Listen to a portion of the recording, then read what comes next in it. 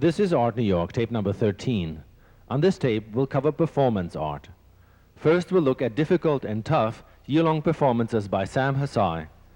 Then we'll go to the Kitchen Center for Music and Art for a more traditional performance by Robert Longo. This tape will conclude with a performance by Colette, which was staged at the Armageddon nightclub and which challenges the distinction between fine and popular art.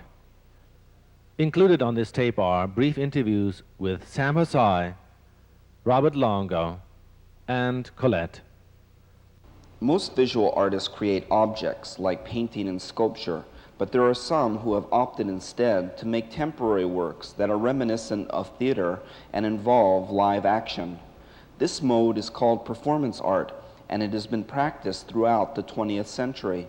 Performance has continued to be popular in the 1980s, and one of the most controversial performance artists working today is this man, Sam Hsieh.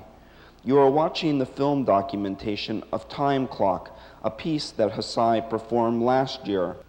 Soon after completing Time Clock, Hsieh began another one-year performance, which we are now watching.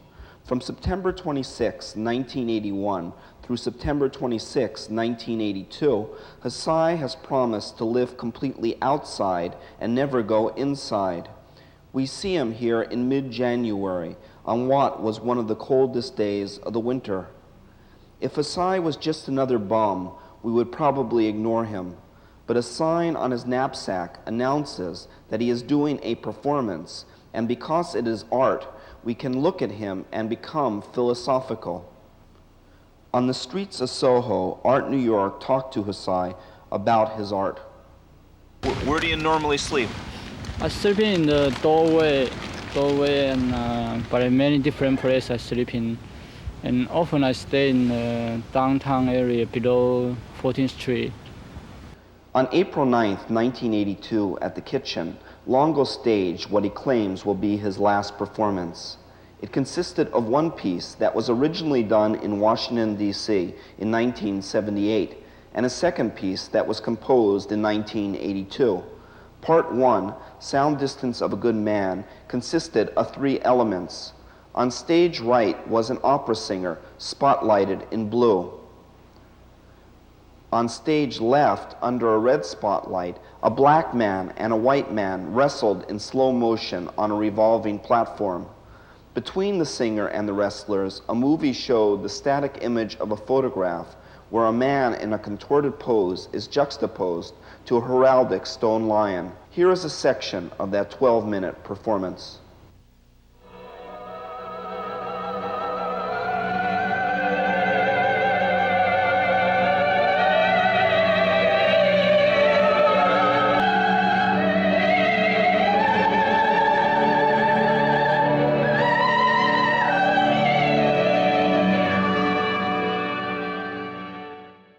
I wanted to get at something that was incredibly tragic and had like a lot of pathos in it, without revealing a narrative structure for content. So basically, ultimately, whenever that piece is performed, there's somebody in the audience that cries. This sleeping woman is the artist Colette. For close to 15 years now, Colette has been doing performances and making environments that evoke a dream-like mood. The image of a sleeping woman has been one of Colette's favorite metaphors. In January 1982, Art New York visited the Armageddon nightclub where Colette staged a visual tableau to accompany her record, Beautiful Dreamer.